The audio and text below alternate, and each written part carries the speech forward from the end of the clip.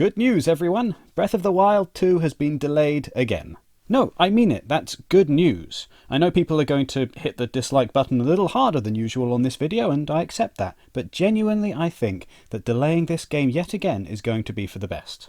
If you're feeling blue because you really had your hopes up that you would get to play this game soon, you are not alone. Quite aside from the legions of other Zelda fans who are disappointed by this delay, the fine folks at Nintendo also don't want the game to be delayed, because, let's be honest, they want your money. Longer delays mean higher development costs, they mean a gap in the release schedule, and they mean grumpy investors. As such, Nintendo would only delay Breath of the Wild 2 if they had a very good reason. This being the case, let's take a minute and appreciate 3 of the reasons why this delay is actually a good thing. Maybe some of these thoughts will be very obvious to you, but then bear in mind that there are some people watching who might not have considered these things before.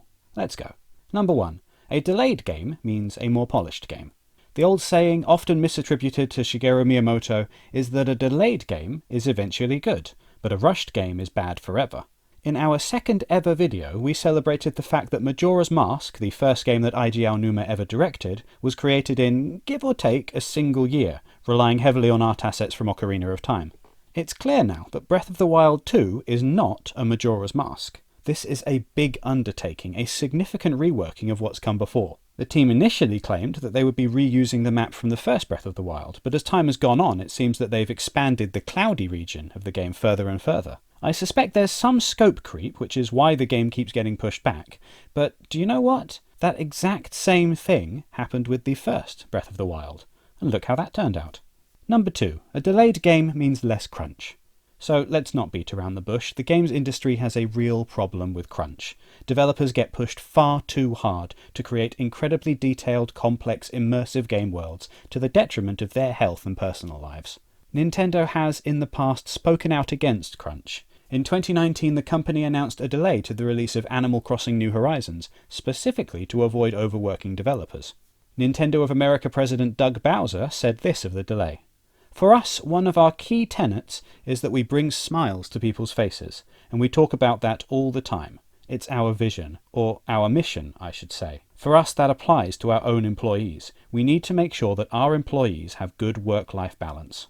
This alone, to me, justifies the delay of Breath of the Wild 2. If this means that some poor UI designer can stop looking at pictures of shields at a sensible hour in the evening and go home and spend time with her kids, then the delay is worth it. And if you are the kind of person who just wants to play Breath of the Wild 2 now and doesn't really care about the well-being of the people making the game, let me ask you this. Do you honestly think that these developers will do their best work if they are only sleeping 3 hours a night? Number 3. We might get something else instead. Now, with this point, I want you to take a big pinch of salt because there is no guarantee that this will happen.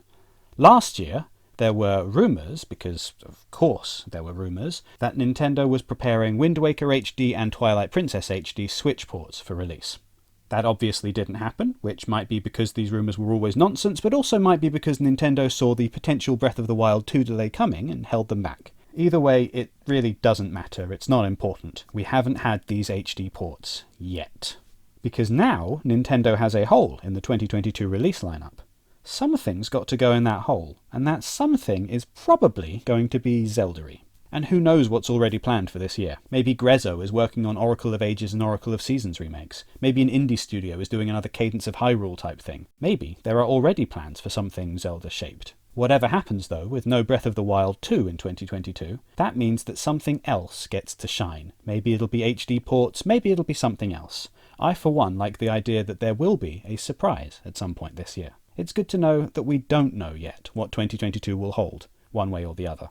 Fingers crossed for Wind Waker on Switch, but that's just me. Now, I don't want to make a video like this without pointing out that for some, this delay is genuinely going to mean that they will never play the game. I'm aware of this, and if you are for whatever reason not going to be playing games in 2023, I'm not going to dwell on the many different reasons why that might be. I just want you to know that I recognise that you have a genuine, legitimate reason to be upset. In fact, anyone who feels frustrated about this delay is entitled to feel that way, go ahead. I just personally feel that, on the whole, the Zelda fandom will benefit from this delay. I'm also willing to bet that there are plenty more reasons why this delay is a good thing, which I look forward to reading about in the comments. Thank you in advance. Have a great day, everyone, and thank you for tolerating a somewhat different video today.